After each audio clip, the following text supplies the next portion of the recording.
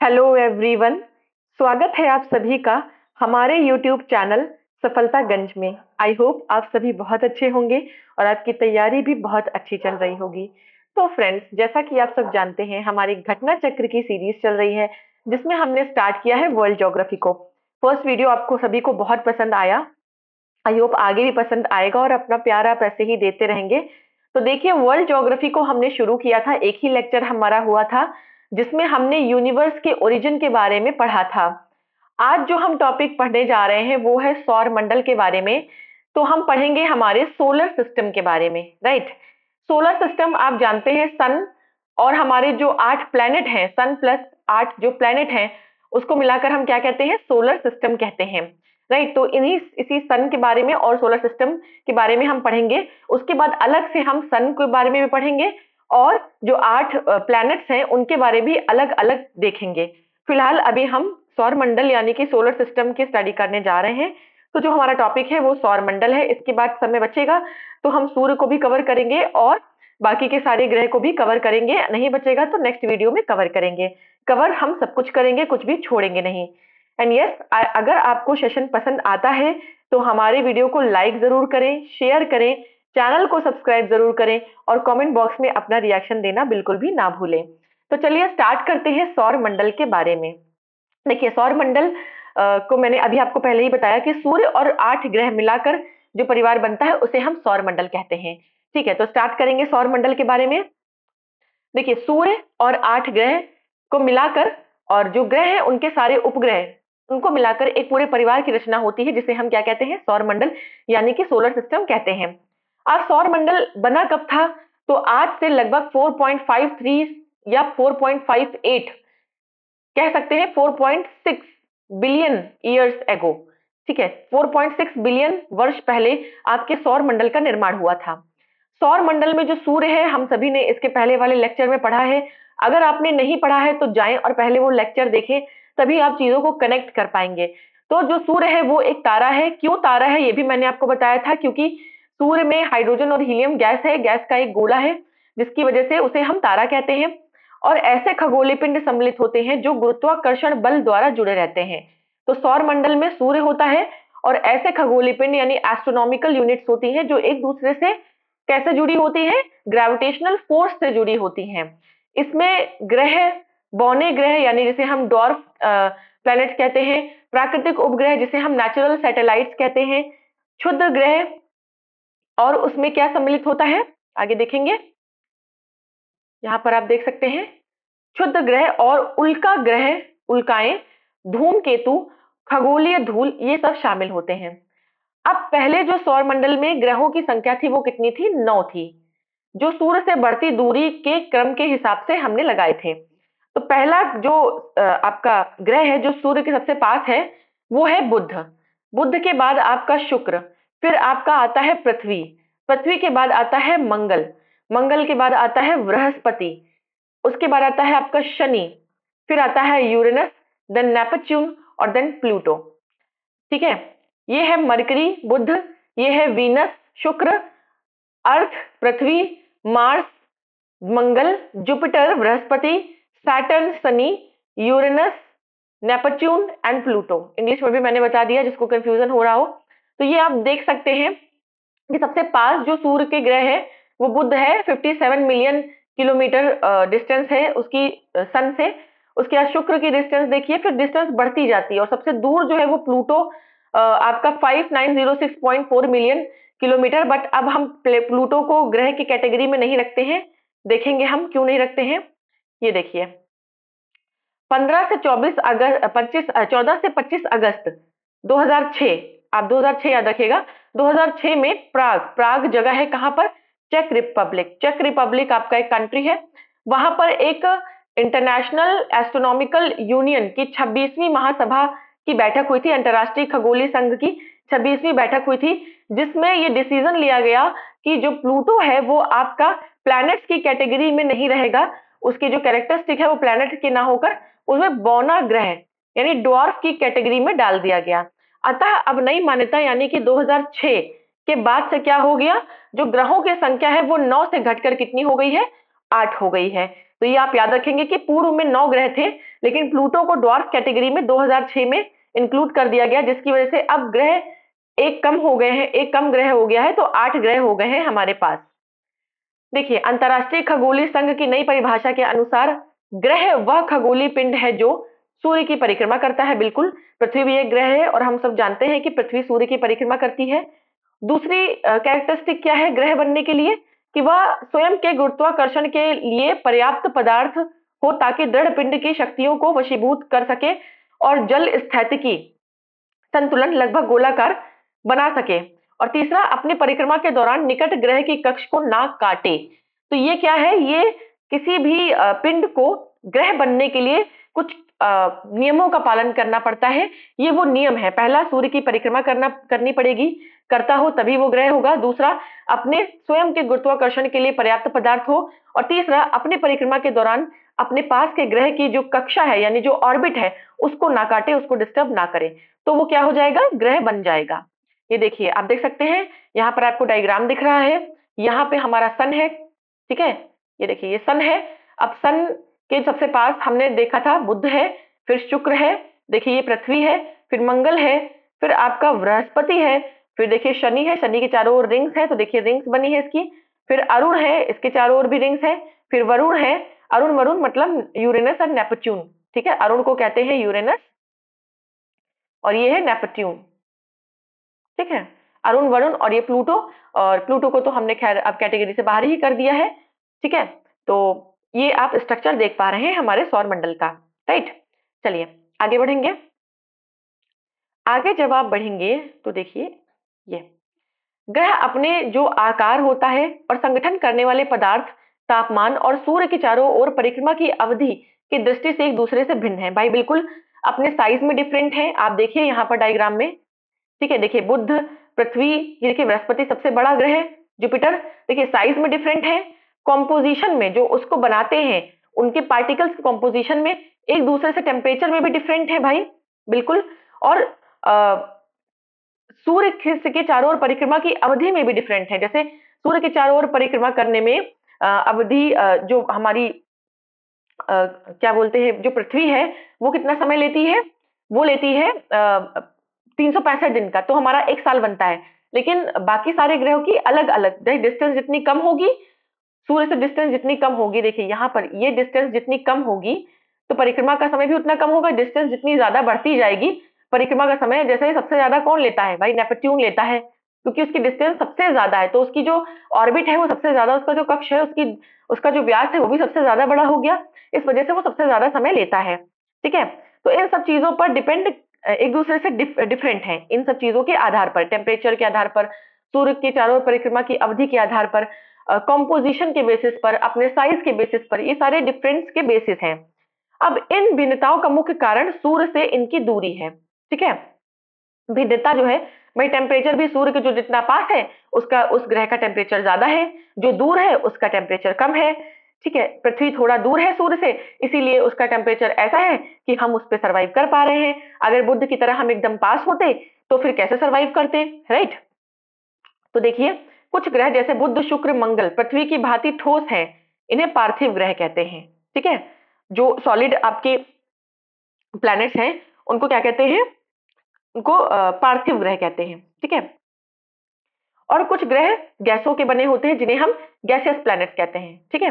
कुछ अर्थियन प्लैनेट्स, ये जो आपके पृथ्वी की समान ठोस है उन्हें अर्थियन प्लैनेट आपका कह सकते हैं, टेरेस्ट्रियल प्लैनेट कह सकते हैं, ठीक है। तो और कुछ जो है गैसियस प्लैनेट है, राइट, तो उन्हें हम गैसियस प्लैनेट या जोवियन प्लैनेट भी कहते हैं। अब बृहस्पति, शनि, यूरेनस, नेपच्यून ये गैसीय ग्रह हैं।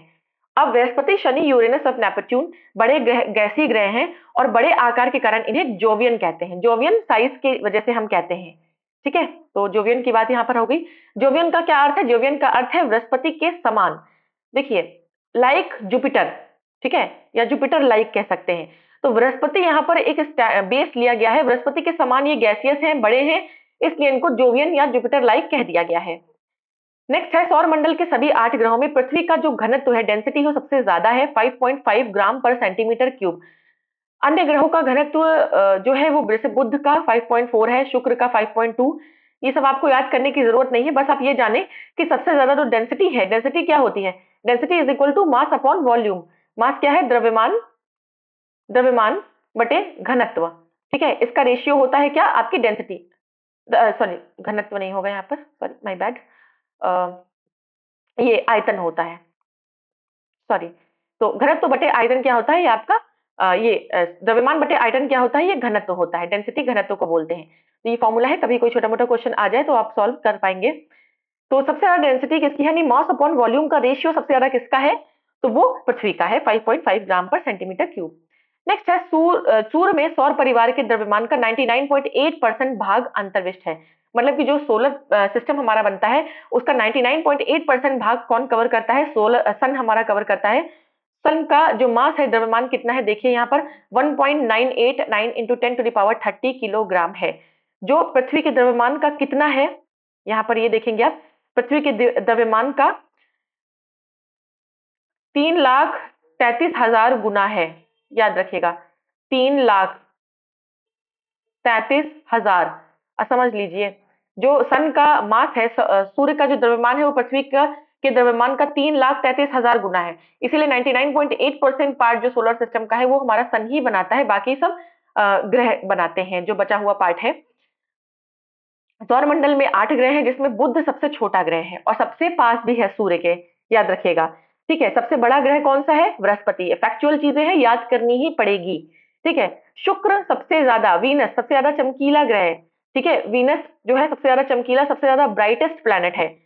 वरुण यानी जो नेपच्यून है वो सबसे दूर है, हमने पढ़ा है, सीक्वेंस में पढ़ा है। और यह सूर्य की परिक्रमा करने में सबसे ज्यादा समय लेता है। मतलब कितना समय लेता है? 164 वर्ष।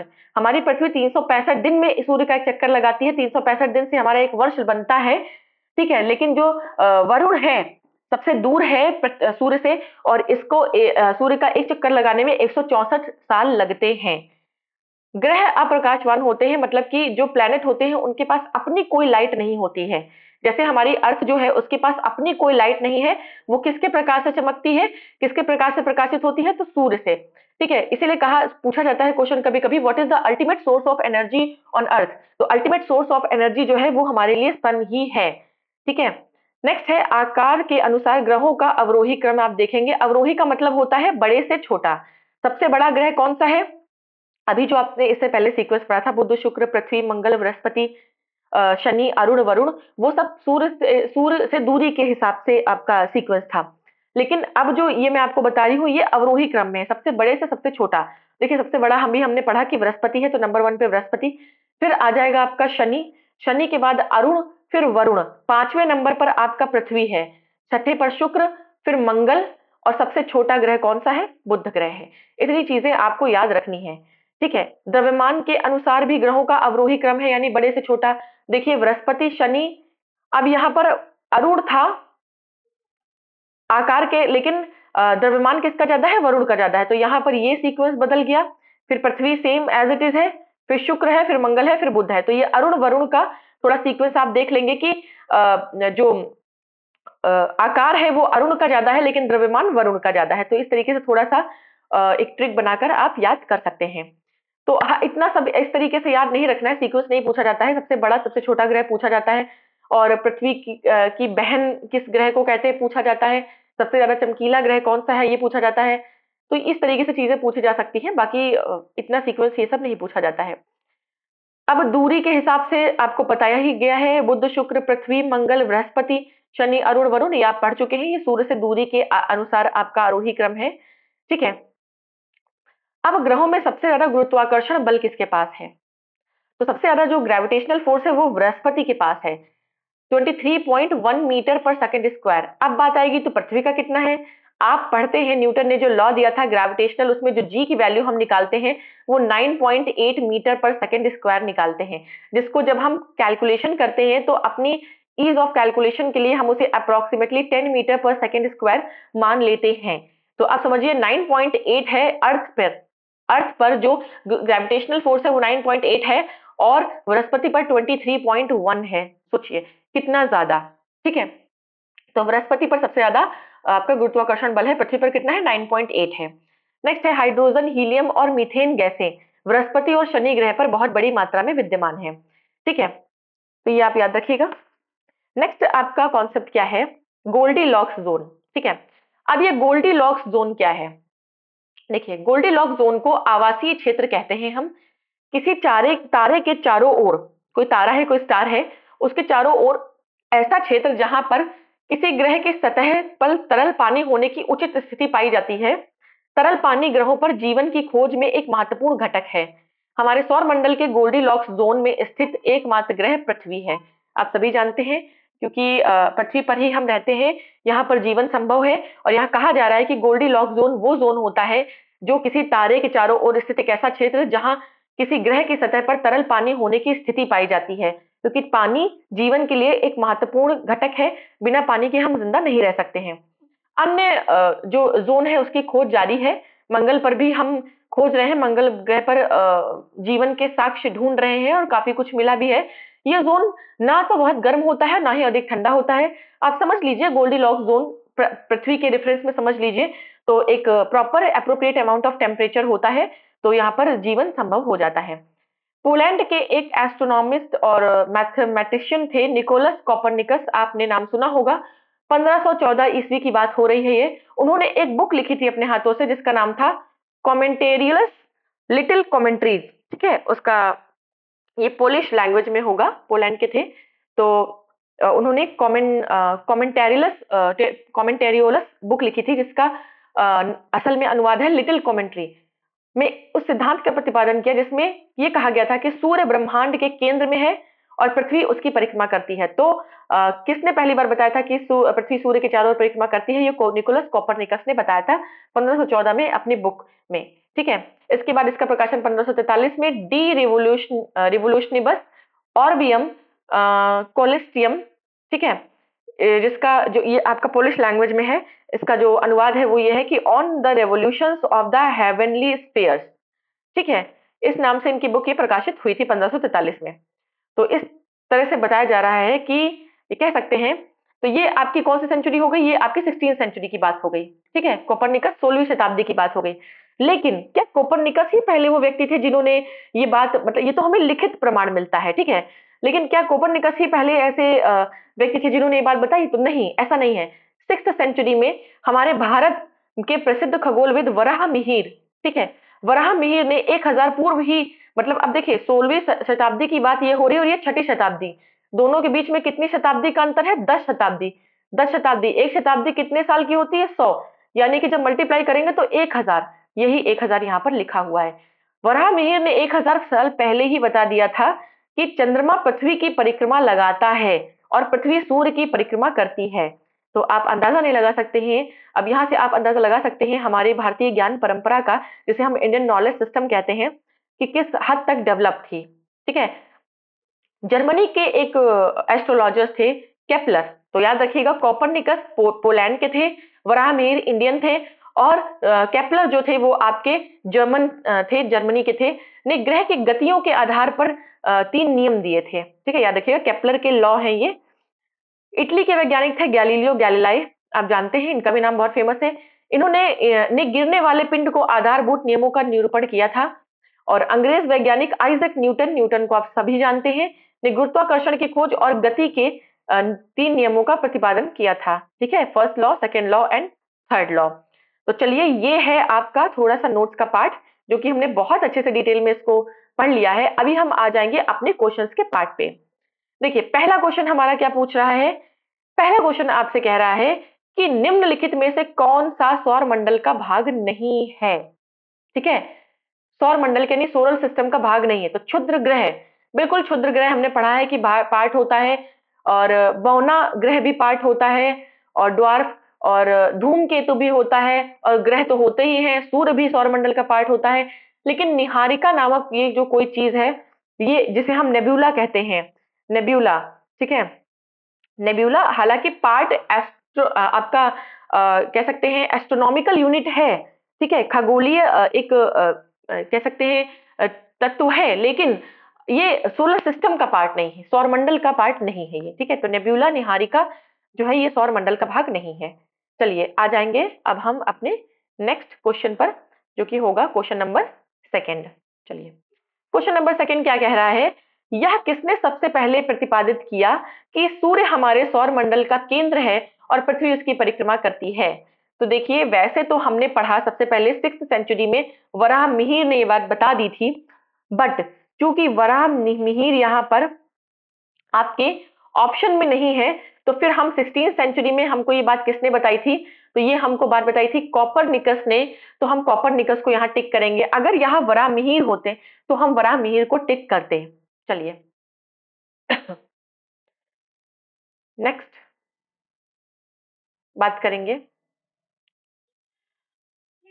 वैज्ञानिक जिन्होंने सर्वप्रथम खोज की कि पृथ्वी सूर्य के चारों ओर घूमती है, वो कौन थे, तो ये कॉपरनिकस थे। ठीक है, कॉपरनिकस अभी हमने ऊपर क्वेश्चन को सॉल्व किया है।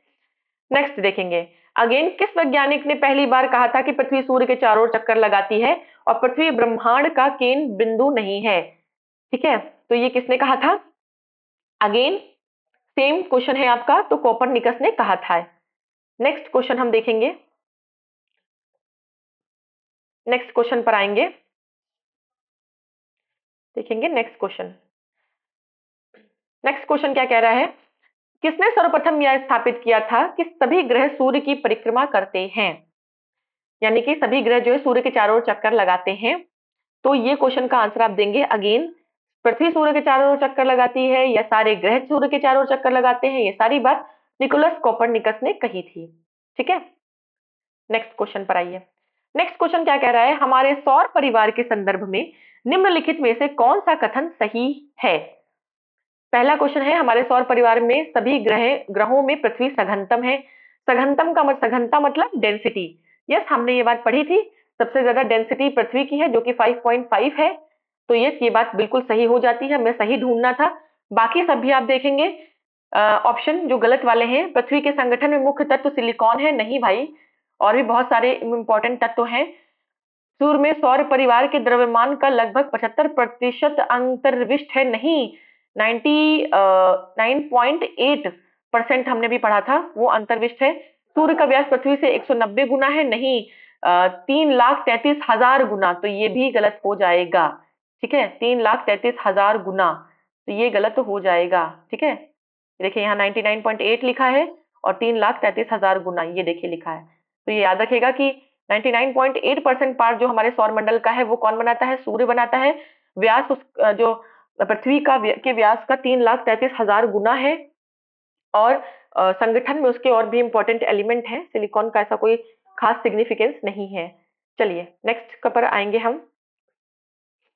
नेक्स्ट क्वेश्चन कह रहा है, सौर मंडल में ग्रहों की संख्या कितनी है, तो देखिए 8 यहाँ पर आपको ऑप्शन में दिया नहीं गया है, तो आप 9 ही लगा देंगे। और क्वेश्चन भी देखिए 1992 का है। 8 कब हुए हैं, 2006 में, जब चेक रिपब्लिक में मीटिंग हुई है किसकी, इंटरनेशनल एस्ट्रोनॉमिकल यूनियन की, तब 2006 में प्लूटो को हटाया गया है ग्रह की कैटेगरी से। तो आप देखेंगे किस ईयर में क्वेश्चन पूछा गया, उस हिसाब से आप आंसर करेंगे। हालांकि अब तो आपसे जो पूछा जाएगा तो 8 ही ग्रह हैं।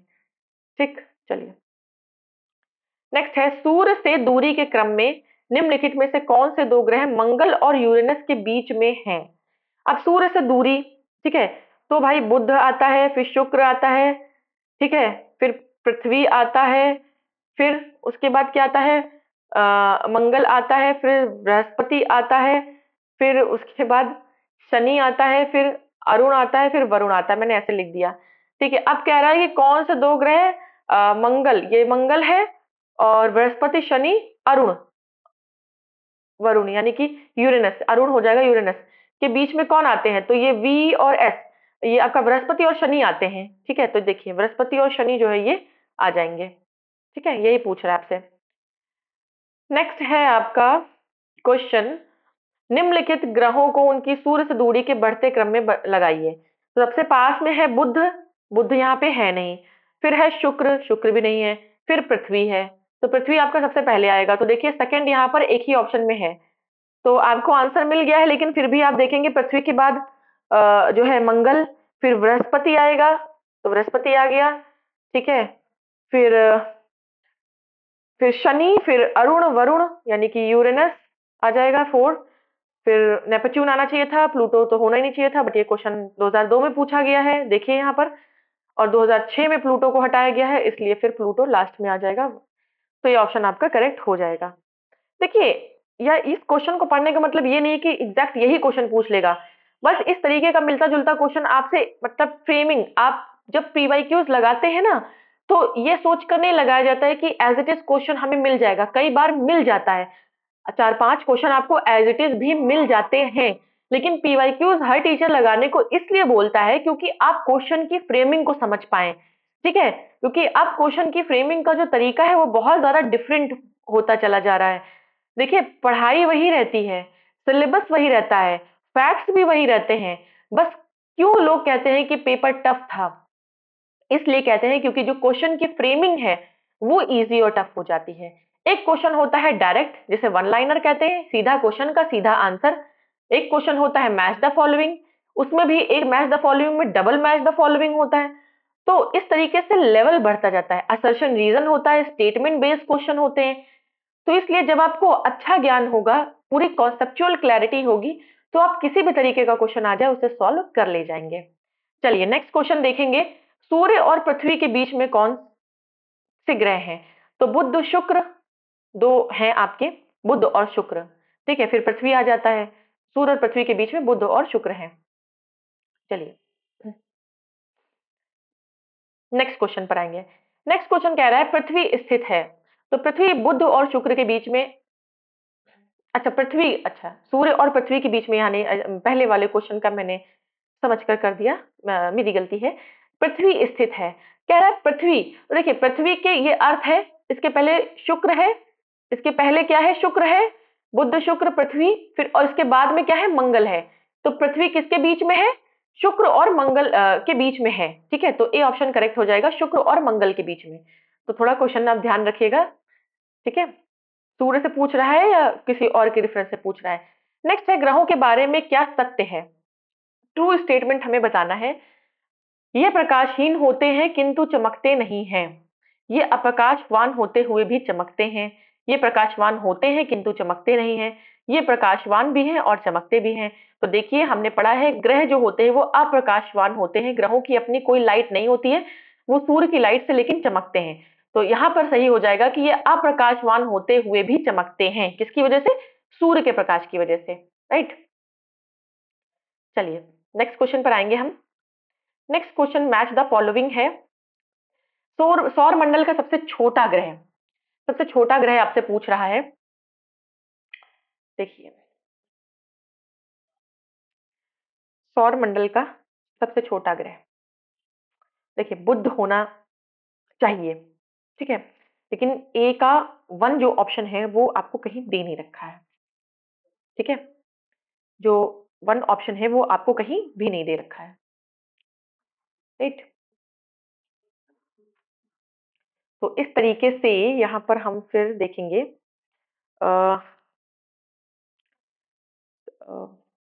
यस, किया, क्योंकि देखिए वैसे तो हमें पता है सबसे छोटा ग्रह बुध है, लेकिन यहाँ पर ए का वन देखिए कहीं भी ऑप्शन में दे नहीं रखा है। तो इसका मतलब ये है कि फिर प्लूटो को माना गया है। ठीक है, जब ये क्वेश्चन आया होगा, देखेंगे क्वेश्चन कब आया है, तो देखिए 1998 में आया है। ठीक है, इसीलिए तो देखिए आज के हिसाब से हम बात करेंगे, हम तब के हिसाब से बात, यहाँ पे मान लीजिए कि प्लूटो जो है वो है ही नहीं, और चौथा ऑप्शन आपका क्या है, शनि है। तो देखिए मैं मैच करके बता दे रही हूँ। सौर मंडल का सबसे छोटा ग्रह बुध है, सबसे बड़ा ग्रह आपका बृहस्पति है। सबसे सौर मंडल में दूसरे स्थान पर ग्रह कौन है, तो दूसरे नंबर पे शुक्र है, बुध के बाद शुक्र आता है। और सूर्य के सबसे निकटतम ग्रह, एक मिनट, दूसरे सूर्य से दूसरे स्थान पर ग्रह, ये निकटतम ग्रह फिर वो हो जाएगा। तो क्योंकि हमने छोटा ग्रह भी बुध कर दिया है और निकटतम भी सबसे बुध होगा, तो इन दोनों का आंसर बुध होगा। क्योंकि यहाँ पर प्लूटो था, तो यहाँ पर ए का 4 हुआ जा रहा था। तो अब आप समझ लीजिए, यहाँ से मैं आपको कुल मिलाकर बता रही हूँ, सबसे छोटा ग्रह बुध है और सूर्य के सबसे पास ग्रह भी बुध है। सबसे बड़ा ग्रह आपका बृहस्पति है और सूर्य के सबसे के दूसरे स्थान पर आपका शुक्र है। आपको पता है बुध के बाद शुक्र आता है। तो इस तरीके से जब ये क्वेश्चन आया था तब बात अलग थी, वो आपको दिया हुआ यहाँ पे स्टेट एक्सप्लेनेशन में, लेकिन मैंने आपको समझा दिया है। चलिए नेक्स्ट पढ़ेंगे हम। कह रहा है सूर्य के सबसे पास का ग्रह कौन सा है, तो बुध है। ऑब्वियस सी बात है, बुध तो सबसे पास का ग्रह है। नेक्स्ट क्वेश्चन पर आएंगे। नेक्स्ट क्वेश्चन देखेंगे। निम्नलिखित युगों में कौन सा सुमेलित नहीं है, मतलब करेक्ट मैच नहीं है, हमें बताना है, नहीं है बताना है। सौरमंडल का सबसे बड़ा ग्रह बृहस्पति है। सौरमंडल का सबसे छोटा ग्रह बुध है। सौरमंडल का सर्वाधिक चमकीला ग्रह शुक्र बिल्कुल है। सौरमंडल का सबसे धीमी गति वाला ग्रह मंगल नहीं भाई, सबसे धीमी गति वाला ग्रह मंगल नहीं है। ठीक है। अब देखिए, जो मंगल है उसकी जो आपका सौरमंडल में 8 ग्रह है। सबसे छोटा बुध है, बड़ा बृहस्पति है, शुक्र सबसे चमकीला है, वरुण सबसे दूर है। ठीक है, तो जो सबसे दूर है इसका मतलब उसकी जो परिक्रमा की जो स्पीड है वो भी सबसे कम है, क्योंकि बहुत टाइम ले रहा है ना, 164 वर्ष लगते हैं। देखिए 164 वर्ष। तो जो नेपच्यून है वो सबसे दूर है और सबसे ज्यादा उसका परिक्रमा का समय भी है 164 वर्ष, और उसकी गति भी सबसे कम है 5.4 किलोमीटर पर सेकेंड। नेक्स्ट है आपका, निम्नलिखित को आकार के अनुसार घटते क्रम में लगाइए तथा नीचे दिए गए कूट से सही उत्तर चुनिए। आकार में देखिए, हम सभी को पता है कि सबसे बड़ा ग्रह बृहस्पति है। ठीक है, आकार साइज के बेस पे हम जानते हैं सबसे बड़ा क्या है, बृहस्पति है। बृहस्पति के बाद आपका क्या हो जाएगा, बृहस्पति हो गया सबसे बड़ा ग्रह आपका बृहस्पति। उसके बाद आ जाएगा आपका साइज के बेसिस पे घटते क्रम में सबसे बड़े से सबसे छोटा। 5वें नंबर पे तो पृथ्वी आती है, उसके पहले ही आपका वरुण आ जाएगा। यहाँ पर सी दिया हुआ है। बृहस्पति के बाद आपका शनि दिया हुआ है, यस शनि है। बृहस्पति के बाद शनि, शनि के बाद वरुण। ठीक है, अरुण आता है फिर वरुण आता है। ठीक है, अरुण और वरुण, क्योंकि द्रव्यमान में उल्टा था, वरुण और अरुण। फिर 5वें नंबर पर पृथ्वी आती है। तो इस तरीके से हो जाएगा, पहले बृहस्पति फिर आपका शनि, एक के बाद 4, फिर उसके बाद वरुण और पृथ्वी सबसे लास्ट में। तो सी ऑप्शन आपका करेक्ट हो जाएगा। ठीक है। नेक्स्ट है, हाइड्रोजन हीलियम और मीथेन प्रमुख गैसें हैं जो विद्यमान होती हैं। तो हमने पढ़ा था दो तरीके के प्लैनेट होते हैं। एक होते हैं टेरेस्ट्रियल प्लैनेट, जिसे हम टेरेस्ट्रियल प्लैनेट बोलते हैं, और एक होते हैं गैसियस प्लैनेट। ठीक है, गैसेस में कौन से आते हैं यहाँ पे देखिए, बुध शुक्र पृथ्वी मंगल, ये सब आपके किस में आ जाते हैं, टेरेस्ट्रियल प्लैनेट्स में। ठीक है, जबकि जो आपका बृहस्पति शनि अरुण वरुण ये सब किस में आ जाते हैं, ये आ जाते हैं उसमें आपके गैसियस प्लैनेट्स में। ठीक है, तो गैसियस प्लैनेट्स में आपका यूरेनस नेपच्यून, और देखिए सीधे आपका जुपिटर आ जाएगा। ठीक है, सैटर्न आ जाएगा, और यूरेनस और नेपच्यून आ जाएगा। अब ये चारों तो ऑप्शन में दे नहीं रखे हैं, तो इस वजह से, क्योंकि देखिए यूरेनस नेपच्यून प्लूटो, तो प्लूटो तो अब ग्रह ही नहीं है, तो ये कट हो जाएगा। बृहस्पति शनि मंगल, मंगल यहाँ पर नहीं, मंगल आपका टेरेस्ट्रियल प्लैनेट है, तो ये इस वजह से गलत हो जाएगा। यूरेनस नेपच्यून शुक्र, तो शुक्र भी आपका टेरेस्ट्रियल प्लैनेट है, इस वजह से गलत हो जाएगा। और मंगल शुक्र दोनों ही टेरेस्ट्रियल प्लैनेट है, तो इस वजह से ये गलत हो जाएगा। यहाँ पर कोई भी ऑप्शन आपका करेक्ट नहीं बैठ रहा है। ठीक है, चलिए। देखिए प्लूटो क्यों कैंसिल था, क्योंकि प्लूटो में मीथेन है लेकिन हाइड्रोजन हीलियम बिल्कुल नहीं है। तो हाइड्रोजन हीलियम नहीं है, इसलिए प्लूटो कैंसिल कर दिया गया था। और मंगल पर कार्बन नाइट्रोजन ऑर्गन है, शुक्र पर कार्बन डाइऑक्साइड नाइट्रोजन है, तो इसलिए कोई भी विकल्प यहाँ पर सही नहीं है। नेक्स्ट है, निम्नलिखित में से कौन सा ग्रह सौर मंडल का नहीं है। तो बुध है, शुक्र है, शनि है, फ्लोरिडा। फ्लोरिडा सौर मंडल का ग्रह नहीं है। ठीक है, फ्लोरिडा जो है वो सौर मंडल का ग्रह नहीं है। ठीक है, फ्लोरिडा एक स्टेट है। तो फ्लोरिडा जो है अमेरिका में, यूएसए में एक स्टेट है। और यहाँ यूएसए का अंतरिक्ष यान प्रक्षेपण के केंद्र Kennedy space centre merit island पर स्थित है। कैप के cap Canaveral space port station के पास है। ठीक है, तो ये आपका फ्लोरिडा एक स्टेट है अमेरिका में। नेक्स्ट है, गोल्डी लॉक्स जोन शब्द निम्नलिखित में से किसके संदर्भ में अक्सर समाचारों में देखा जाता है। गोल्डी लॉक्स जोन क्या है, ये भूपृष्ठ के ऊपर वास योग्य मंडल की सीमाएं हैं, या पृथ्वी के अंदर वह क्षेत्र जिसमें शेल गैस है, अंतरिक्ष में पृथ्वी जैसे ग्रहों की खोज है, या मूल्यवान धातुओं से युक्त उल्का पिंड यानी मेटेरॉइड्स की खोज है।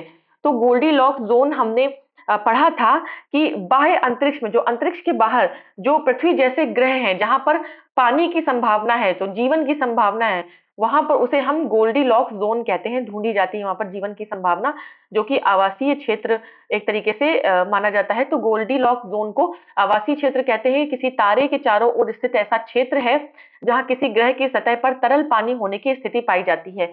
आपको पता है पानी जीवन के लिए आवश्यक है और इसमें टेम्परेचर भी ना ज्यादा हाई होता है ना ज्यादा लो होता है।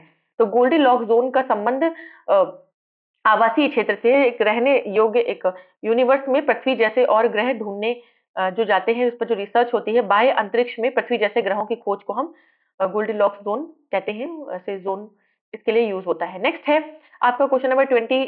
सूची 1 को सूची 2 से मिलाना है, मैच द फॉलोइंग करनी है। ग्रह, तो भाई यूरेनस एक ग्रह है।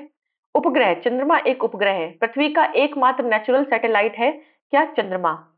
पुच्छल तारा और कृत्रिम उपग्रह, पुच्छल तारा और कृत्रिम उपग्रह हमें मैच करना है। तो देखिए पुच्छल तारा जो मेराइनर है वो एक कृत्रिम उपग्रह है और पुच्छल तारा हेली, हेली एक पुच्छल तारा है और मेराइनर जो है वो एक आर्टिफिशियल सैटेलाइट है।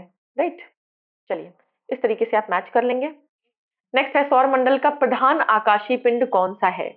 मतलब प्रिंसिपल जो एस्ट्रोनॉमिकल यूनिट है वो कौन सी है? तो भाई बिल्कुल सूर्य होगी, क्योंकि सूर्य ही 99.8% पार्ट, देखिए बीपीएससी में आया है ये 2022 रीसेंट का क्वेश्चन है। ठीक है, 99.8% पार्ट, मेजर पार्ट सौर मंडल का कौन बनाता है? सूर्य। तो प्रधान आकाशीय पिंड कौन हो जाएगा? सूर्य हो जाएगा। ठीक है, चलिए नेक्स्ट पर आएंगे, देखते हैं और कुछ रह गया क्या? नहीं, चलिए नेक्स्ट हमारा जो टॉपिक है वो है सूर्य। ठीक है, सन। अब सोलर सिस्टम पढ़ लिया, सोलर सिस्टम में सन आता है और हमारे सारे बाकी के प्लैनेट्स आते हैं। तो अब जो है हम क्या पढ़ेंगे? सूर्य के बारे में। तो सूर्य को भी हम आज पढ़ेंगे, उसके बाद प्लैनेट्स को हम कल से स्टार्ट करेंगे, कल वाले लेक्चर से। तो चलिए स्टार्ट करेंगे किसके बारे में? सूर्य के बारे में। तो थोड़े से इंपॉर्टेंट पॉइंट्स पहले देख लेंगे आप सूर्य के बारे में, उसके बाद हम उससे रिलेटेड जो क्वेश्चंस हैं उसको भी सॉल्व करेंगे। ठीक है, चलिए।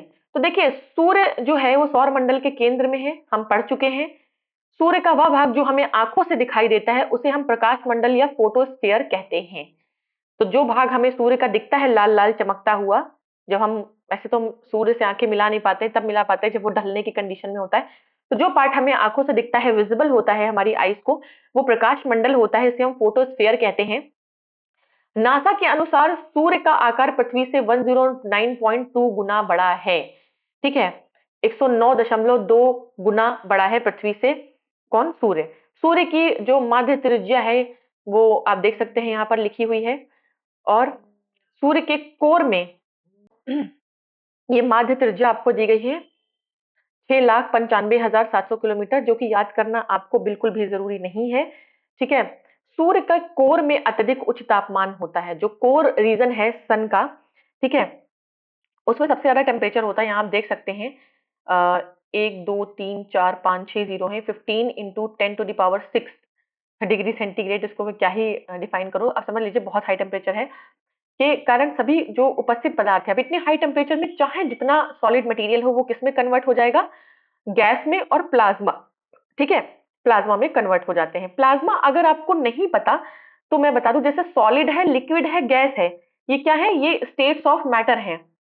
अभी तक हम पढ़ते थे स्टेट्स ऑफ मैटर कितनी? 3 होती हैं, सॉलिड, लिक्विड एंड गैस। लेकिन प्लाज्मा जो है वो फोर्थ स्टेट ऑफ मैटर है। प्लाज्मा, आप ये ब्लड प्लाज्मा मत समझ लीजिएगा। ठीक है, ब्लड प्लाज्मा तो लिक्विड ही होता है, प्लाज्मा जो है वो आपका फोर्थ स्टेट ऑफ मैटर है। ठीक है, तो उल्लेखनीय है कि प्लाज्मा द्रव्य, मैटर की ठोस और द्रव्य और द्रव और गैस की अतिरिक्त चौथी अवस्था है, जो कि मैंने अभी आपको बताया कि ठोस, द्रव, गैस के अलावा जो चौथी अवस्था है, जो फोर्थ स्टेट ऑफ मैटर है, वो क्या है? प्लाज्मा है। ठीक है, सूर्य की सतह का तापमान नासा के हिसाब से, जो सरफेस है जो हमें दिखती है सरफेस, उसका टेम्परेचर नासा के अकॉर्डिंग कितना है? 5500 डिग्री सेंटीग्रेड। 100 डिग्री सेंटीग्रेड पे आप जानते हैं कि पानी उबलने लगता है। ठीक है, 50 डिग्री सेंटीग्रेड तक अब टेम्परेचर पहुंचने लगा है गर्मियों में हमारे, स्पेशली यूपी में मैं रहती हूँ तो यूपी की मैं बात बताऊंगी।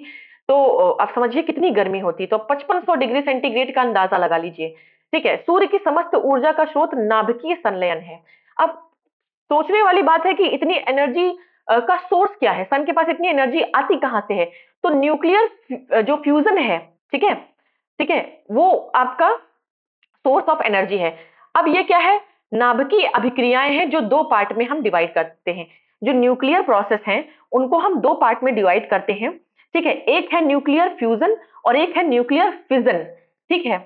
देखिए, नाभिकीय विखंडन को हम फिजन कहते हैं, FISSION, ठीक है। और संलयन को हम फ्यूजन कहते हैं। फ्यूजन जब दो चीजें मिलती हैं तो उसे फ्यूजन बोलते हैं, ठीक है। तो फ्यूजन एंड फिजन, ये दो, nuclear fusion and nuclear fission, ये दो प्रोसेस हैं, दो न्यूक्लियर प्रोसेस हैं जो कि सोर्स ऑफ एनर्जी है सन का, ठीक है। इन्हीं प्रोसेस की वजह से सन को एनर्जी मिलती है और इतना ज्यादा टेम्परेचर है उसका।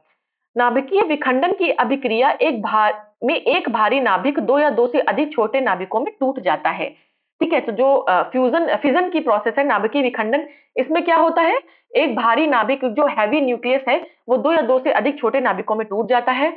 जबकि जो संलयन है, मतलब संलयन में क्या होता है? 1+1 मिलता है और 2 बनता है।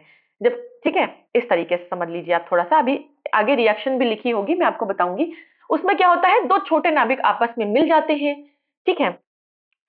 देखिए, विखंडन में एक बड़ा जो नाभिक है वो दो छोटे नाभिक में टूट जाता है, उसका विखंडन हो जाता है। जबकि संलयन में दो छोटे नाभिक आपस में मिलकर एक बड़े नाभिक का निर्माण करते हैं। तारों से मुक्त होने वाली ऊर्जा, ऊष्मा और प्रकाश का कारण नाभिकीय संलयन अभिक्रिया है। अब तारों से जो ऊर्जा, ऊष्मा और प्रकाश निकलता है उसका कारण क्या है?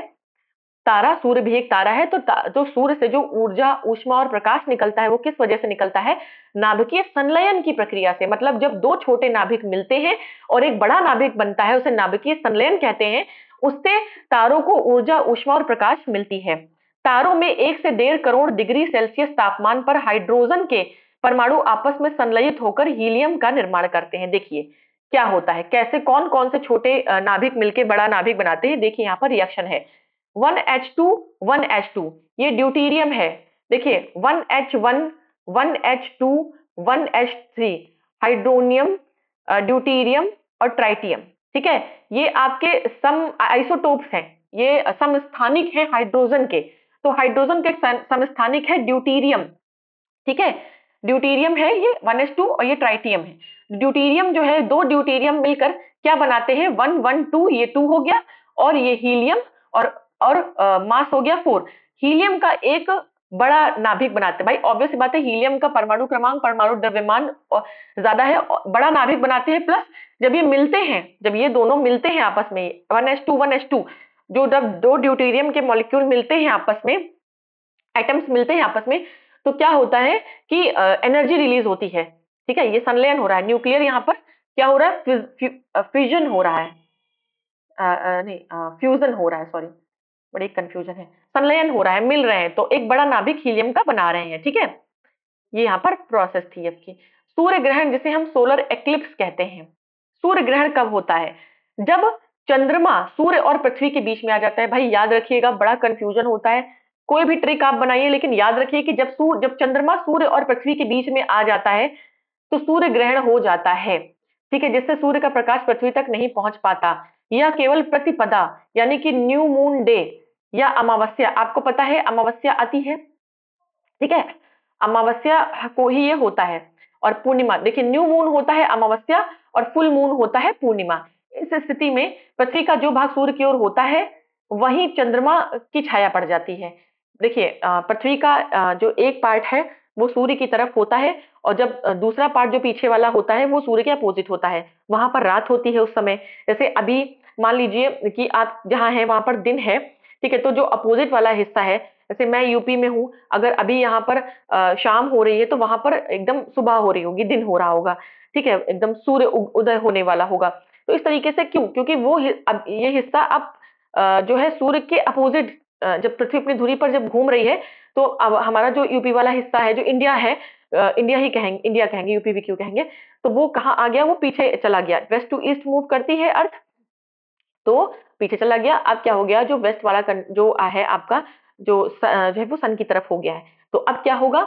वहां पर दिन होगा और यहाँ पर रात हो जाएगी, ठीक है। वही बात यहाँ पर कह रहा है कि जब चंद्रमा सूर्य और पृथ्वी के बीच में आ जाता है, तो जिस पृथ्वी के जिस पार्ट पर सूर्य की किरणें पड़ रही होती है वहां पर दिन होता है, वहां पर क्या होता है कि नहीं पहुंच पाती है और वहां पर अंधेरा हो जाता है, उसे सूर्य ग्रहण कहते हैं। ठीक है। और ये न्यू मून में होता है, अमावस्या में। जो पृथ्वी का जो भाग सूर्य की ओर होता है वहां चंद्रमा की छाया पड़ जाती है। ठीक है। उसके बाद पृथ्वी के अनुप्रस्थ परिच्छेद की तुलना में पृथ्वी पर पड़ने वाली चंद्रमा की छाया का आकार छोटा होता है। यही कारण है कि पूर्ण सूर्य ग्रहण पृथ्वी के सभी भागों पर एक साथ दिखाई नहीं देता है। सूर्य ग्रहण कभी एक साथ भागों एक पृथ्वी के सभी भागों पर एक साथ नहीं दिखाई दे सकता है। ठीक है। चंद्रमा यह केवल अ, तथा यह केवल सीमित भू क्षेत्र पे ही दिखाई देता है। सूर्य ग्रहण के समय चंद्रमा पर पृथ्वी पर दो छाया डालता है। ठीक है।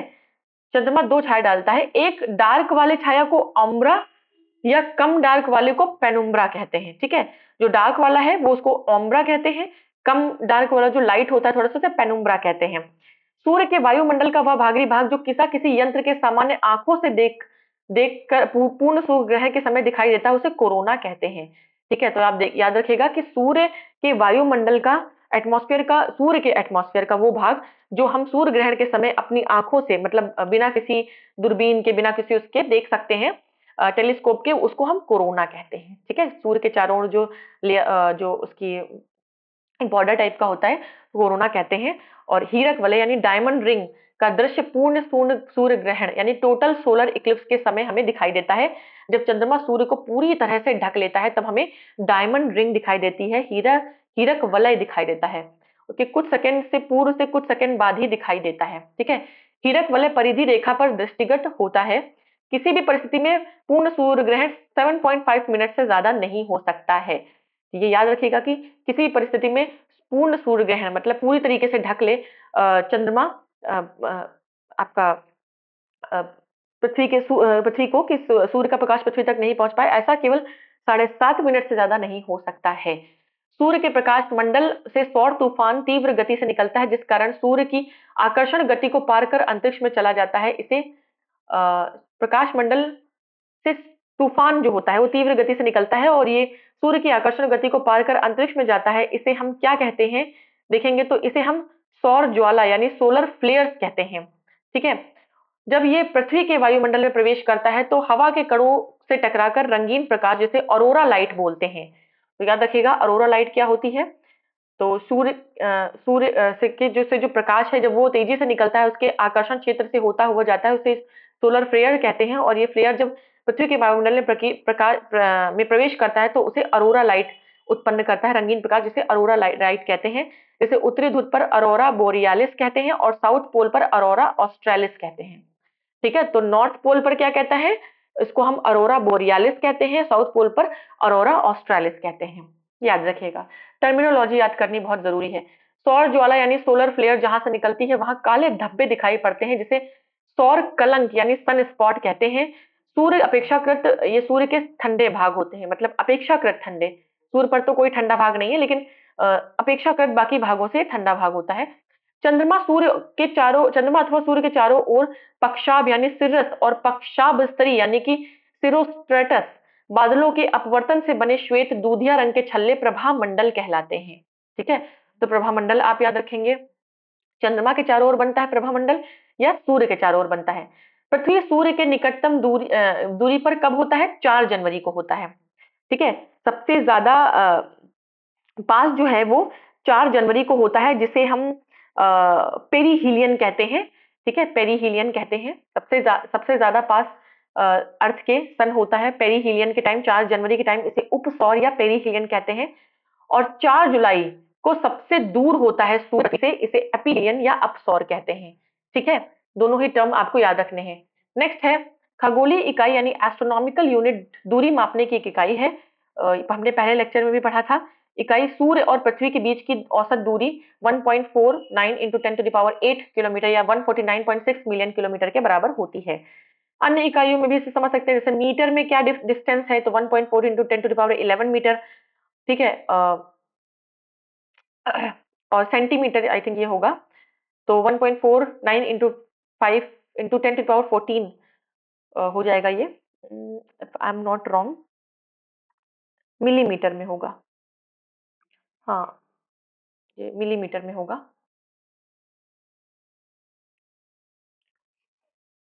10⁻⁹, मिलीमीटर में 10⁻12 होता है। चलिए, नेक्स्ट है, तारों के बीच दूरी को मापने हेतु खगोलविदों ने पारसेक नामक यूनिट का यूज करते हैं। देखिए, तारों के बीच की दूरियों को नापने के लिए जो एस्ट्रोलॉजर्स होते हैं वो पारसेक नाम की यूनिट का यूज करते हैं। एक पारसेक बराबर 3.26 प्रकाश वर्ष होता है।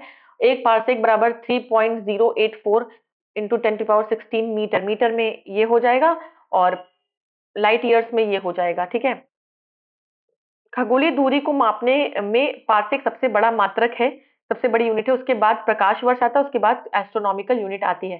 तो भाई पारसेक सबसे बड़ा है, ठीक है। फिर उसके बाद आपका लाइट ईयर आता है, फिर उसके बाद आपका क्या आता है, एस्ट्रोनॉमिकल यूनिट आता है। ठीक है, चलिए, ये थोड़ा सा आपका नोट्स का पार्ट था। अब हम आ जाएंगे अपने क्वेश्चंस पर। पहला क्वेश्चन हमारा क्या कह रहा है कि सूर्य के केंद्र में उपस्थित पदार्थ होते हैं। भाई सूर्य के केंद्र में टेम्परेचर कितना है, 15 इंटू 10⁻6 डिग्री सेंटीग्रेड पढ़ चुके हैं। तो भाई किस अवस्था में यहाँ पर होता है, यहाँ पर जो चीजें होती है वो गैस और प्लाज्मा, हमने पढ़ा था कि यहाँ पर जो चीजें हैं या तो वो गैसेस स्टेट में होंगी या तो वो प्लाज्मा स्टेट में होंगी। Plasma is the fourth state of matter, but यहाँ पर दोनों ही आपको ऑप्शन में नहीं दिए गए हैं। ठोस द्रव गैस, द्रव गैसीय, द्रव गैस, तो कोई भी ऑप्शन यहाँ पर आपका नहीं बन रहा है। ठीक है, गैस और प्लाज्मा यहाँ नहीं दिया हुआ है, कोई भी ऑप्शन आपका नहीं बन रहा है। तो आप सही आंसर याद रखेंगे बस। नेक्स्ट है, सूर्य की ऊर्जा उत्पन्न होती है कैसे। तो भाई नाभ, देखिए न्यूक्लियर जो एनर्जी है इसका सोर्स नाभिकीय संलयन भी है, नाभिकीय विखंडन भी है। ठीक है, लेकिन न्यूक्लियर फ्यूजन को आप यहाँ पर टिक करेंगे। ठीक है, न्यूक्लियर फ्यूजन से एनर्जी यहाँ पर जनरेट होती है, क्योंकि देखिए हमने क्या पढ़ा था, 1H2 प्लस 1H2 बराबर 2He4 प्लस एनर्जी, ऊर्जा निकली थी। तो एनर्जी कहाँ प्रोड्यूस हुई, फ्यूजन में प्रोड्यूस हुई ना, तो फ्यूजन को आप टिक करेंगे। चलिए, नेक्स्ट है आपका क्वेश्चन नंबर 3। हीरक वलय डायमंड रिंग जिसे हम कहते हैं, एक दृश्य है जिसे देखा जा सकता है। तो हीरक वलय वो दृश्य है जिसे हम कब देख सकते हैं, इसको हम तब देख सकते हैं जब केवल पूर्णतः पथचिन्ह के परिधीय क्षेत्र पर ही देखा जा सकता है। ठीक है, सूर्य ग्रहण के आरंभ में, अंत में नहीं, उसके परिधीय क्षेत्र पर। हमने देखा था रिंग परिधि पर बनता है, उसके सूर्य की परिधि पर, पूर्णतः पथचिन्ह के परिधीय क्षेत्र पर। तो सी ऑप्शन आपका करेक्ट हो जाएगा। नेक्स्ट क्वेश्चन आएंगे, हम कह रहा है सूर्य ग्रहण कब होता है। भाई सूर्य ग्रहण आपका अमावस्या को होता है, और अमावस्या को प्रतिपदा या न्यू मून भी कहते हैं। ठीक है, तो बी ऑप्शन आपका करेक्ट हो जाएगा। पढ़ चुके हैं, फटाफट से क्वेश्चन को सॉल्व करेंगे। नेक्स्ट क्वेश्चन कह रहा है, प्रत्येक सूर्य ग्रहण घटित होता है अमावस्या, केवल पूर्णिमा, केवल अमावस्या, ए और बी, ना ए ना बी। तो भाई केवल अमावस्या या प्रतिपदा या न्यू मून के समय क्या होता है, सूर्य ग्रहण घटित होता है। नेक्स्ट क्वेश्चन आपका क्या कह रहा है, सूर्य ग्रहण कब होता है। भाई जब चंद्रमा सूर्य और पृथ्वी के बीच में आ जाता है तो क्या होता है, सूर्य ग्रहण हो जाता है। चंद्रमा सूर्य और पृथ्वी के बीच में आ गया, सूर्य ग्रहण हो गया, सूर्य का प्रकाश पृथ्वी तक नहीं पहुंच पाएगा। नेक्स्ट है खग्रास, खग्रास के बारे में क्वेश्चन देखेंगे। या पूर्ण सूर्य ग्रहण केवल सीमित भू क्षेत्र में दिखाई पड़ता है क्योंकि, यानी सोलर एक्लिप्स जो है वो लिमिटेड ज्योग्राफिकल रीजन में हमें दिखाई पड़ता है। क्यों, क्योंकि देखिए इसमें ऑप्शन पढ़ेंगे। पहला ऑप्शन कह रहा है, पृथ्वी के अनुप्रस्थ परिच्छेद की तुलना में पृथ्वी पर पड़ने वाली चंद्रमा की छाया का आकार छोटा होता है। बिल्कुल सही बात है, ये बात सही है। दूसरा है, पृथ्वी की सतह सपाट नहीं है बल्कि उसमें उभार और अवमन है, ये कोई लॉजिक नहीं है। तो सूर्य के चारों ओर पृथ्वी का तथा पृथ्वी के चारों ओर चंद्रमा का कक्ष पूर्णतः वृत्ताकार नहीं है, ये भी गलत है आपका। वायुमंडलीय अपवर्तन के कारण सूर्य की किरणें चंद्र छाया के अधिकांश परिधि क्षेत्र तक पहुंच सकती हैं, ये भी गलत है। ए ऑप्शन यहाँ पर आपका करेक्ट होगा। पृथ्वी के अनुप्रस्थ परिच्छेद की तुलना में पृथ्वी पर पड़ने वाली चंद्रमा की छाया का आकार छोटा होता है। ठीक है, इसीलिए ये सीमित भू क्षेत्र में ही दिखाई देता है। पूर्ण सूर्य ग्रहण भी सीमित भू क्षेत्र में ही दिखाई पड़ता है, पूरे में नहीं, जबकि उसे पूर्ण सूर्य ग्रहण कह रहे हैं। और 7.5 मिनट से ज्यादा का नहीं हो सकता है, ये भी आपको याद रखना है। ठीक है, चलिए नेक्स्ट है, सूर्य का प्रभामंडल, प्रभामंडल यानी हेलो जिसे कहते हैं, प्रकाश के अपवर्तन से उत्पन्न होता है। तो देखिए कैसे स्त्री मेघों के जलवाष्प में, पक्षाभ कपासी मेघों के हिम स्फटिकों में, पक्षाभ मेघों के हिम स्फटिकों में या स्तरी मेघों के धूल कणों में। मतलब आइस क्रिस्टल्स इन सिरस क्लाउड्स, ये आपका होगा करेक्ट ट्रांसलेशन इसका। आइस क्रिस्टल्स इन सिरस क्लाउड्स, इसमें ही यानी पक्षाभ मेघों के हिम हिम स्फटिकों में ही हालो का जो है उत्पन्न होता है। ठीक है, हालो आपका उत्पन्न होता है। नेक्स्ट है, और ये वही बात है, स्ट्रॉट्स या सिरस बादलों के अपवर्तन से बने श्वेत दूधिया रंग के छल्ले प्रभामंडल कहलाते हैं। ठीक है, हालो, प्रभामंडल को हालो कहते हैं। नेक्स्ट है खगोलीय एकक, एक एस्ट्रोनॉमिकल यूनिट औसत दूरी है किसके बीच में? भाई देखिए, पृथ्वी और सूर्य के बीच में जो दूरी है उसे 1 AU कहते हैं, 1 एस्ट्रोनॉमिकल यूनिट कहते हैं पृथ्वी और सूर्य के बीच की दूरी को, ये यूनिट है। ठीक है, किसके बराबर है? लगभग 150 इंटू 10⁶ किलोमीटर के बराबर, या 149.5 इंटू 10⁶ किलोमीटर के बराबर कह सकते हैं। नेक्स्ट है सूर्य और पृथ्वी के बीच की औसत दूरी कितनी है? तो वही 150 जितनी भाई दूरी है, ये यहाँ लिखा भी है 150, लगभग 150 इंटू 10⁶ किलोमीटर, पढ़ चुके हैं हम ऑलरेडी। नेक्स्ट पर आएंगे, नेक्स्ट देखेंगे। नेक्स्ट आई थिंक आपका, यस, सूर्य से पृथ्वी की दूरी कितनी है? तो 149.6 मिलियन किलोमीटर। अगर ये मिलियन नहीं दिया होता तो यहाँ पर 10⁶ होता, तब ये किलोमीटर में होता। ठीक है, तो इस तरीके से आप मिलियन में और किलोमीटर में याद रखेंगे। नेक्स्ट है, मिलियन किलोमीटर और किलोमीटर में दोनों में याद रखेंगे। नेक्स्ट है, पृथ्वी सूर्य के निकटतम दूरी पर होती है। तो निकटतम होती है भाई, निकटतम कब होती है? 4 जनवरी को। दूर कब होता है? 4 जुलाई को। 4 जनवरी यहाँ पर ऑप्शन में नहीं दे रखा है, तो 3 जनवरी दे रखा है। तो हालांकि 3 जनवरी नहीं है, बट 3 जनवरी सबसे ज्यादा नियरेस्ट है, तो आप नियरेस्ट को टिक करेंगे। 4 जुलाई तो सबसे फार्थेस्ट है, फार्थेस्ट है, सबसे दूर है, सबसे दूर होती है। ये पेरीहिलियन है, ये एपीहिलियन है। ठीक है, चलिए, जनवरी के प्रथम सप्ताह में होती है, तो 3 जनवरी फिर आप कर सकते हैं। ठीक है, इस हिसाब से 5 जनवरी भी हो सकता है। ऑप्शन देने के पर डिपेंड करता है, राइट। तो जनवरी के प्रथम सप्ताह में जो भी दिन होगा, इसमें मैच कर रहा होगा जो भी 2 3 5, देखिए यहाँ पे दिया ना 2 3 4 5। ठीक है, 2 3 4 5 कुछ भी हो सकता है, आप टिक कर सकते हैं। नेक्स्ट है, सूर्य का आकार पृथ्वी के आकार से कितने गुना बड़ा है? तो 109 गुना बड़ा है। ठीक है, 109.2 गुना बड़ा है, याद रखिएगा सूर्य का जो आकार है। तो इस तरीके से हमने सोलर सिस्टम और सन को कवर कर लिया है। अब हमारे क्या स्टार्ट होंगे? अब हमारे स्टार्ट होंगे प्लैनेट्स। बुध, शुक्र, पृथ्वी, मंगल, बृहस्पति, शनि, अरुण, वरुण, सबके बारे में, प्लूटो के भी बारे में जो भी है हम पढ़ेंगे, जो भी दिया हुआ है। ठीक है, इन सबके बारे में हम पढ़ेंगे। और उसके बाद कुछ और एक दो आपके टॉपिक्स हैं आई गेस।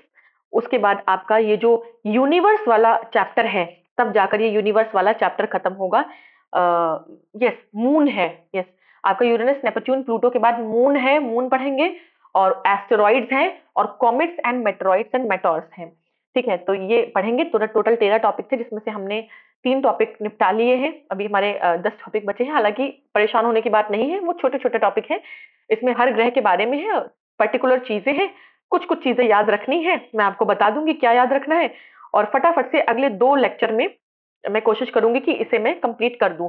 देखिए, ऑलरेडी 1 घंटे का लेक्चर हो चुका है, अब मैं ज्यादा करूंगी तो बहुत लेंदी हो जाएगा, और फिर आपको बहुत बोरियत महसूस होगी। तो उतना करना है कि समझ में भी आए, और चीजें हैं हड़बड़ी नहीं करनी है, आराम से समझेंगे, और आपका चीजें कंप्लीट हो जाएंगी। ठीक है, तो चलिए आज के लिए इतना ही रखेंगे। अब हम मिलेंगे अपने नेक्स्ट सेशन में कल, जिसमें हम प्लैनेट्स के बारे में पढ़ेंगे। मैक्सिमम प्लैनेट्स मैं कंप्लीट कराऊंगी, कराने की कोशिश करूंगी अगले लेक्चर में। उसके बाद एक लेक्चर और आएगा। टोटल 4 लेक्चर्स में ये जो है टॉपिक, ये पूरा कंप्लीट हो जाएगा। 2 हो चुके हैं, आज तो ये दूसरा हो जाएगा, 2 और आएंगे, उसके बाद आपका ये कंप्लीट हो जाएगा। उसके बाद आपका स्टार्ट होगा अर्थ, पृथ्वी के बारे में। ठीक है, तो इसको पढ़ेंगे, काफी इंटरेस्टिंग है। Latitude, longitude, equator, tropic of cancer, capricorn, day night, origin of earth पढ़ेंगे।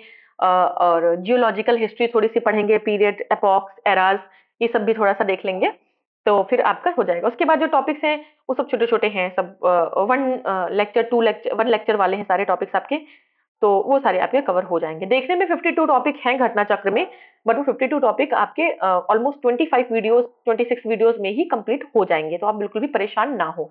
तो चलिए आज के लिए इतना ही रखेंगे। अब हम मिलेंगे अपने नेक्स्ट सेशन में अगेन। वीडियो पसंद आए तो चैनल को सब्सक्राइब करें, वीडियो को लाइक करें, ज्यादा से ज्यादा शेयर करें अपने सभी फ्रेंड्स के साथ जो भी वनडे एग्जाम्स की प्रिपरेशन कर रहे हैं। एंड यस, कमेंट बॉक्स में अपने प्यारे प्यारे कमेंट्स, अपना रिएक्शन देना बिल्कुल भी ना भूलें। चलिए, तब तक के लिए जय हिंद, जय भारत, गुड बाय।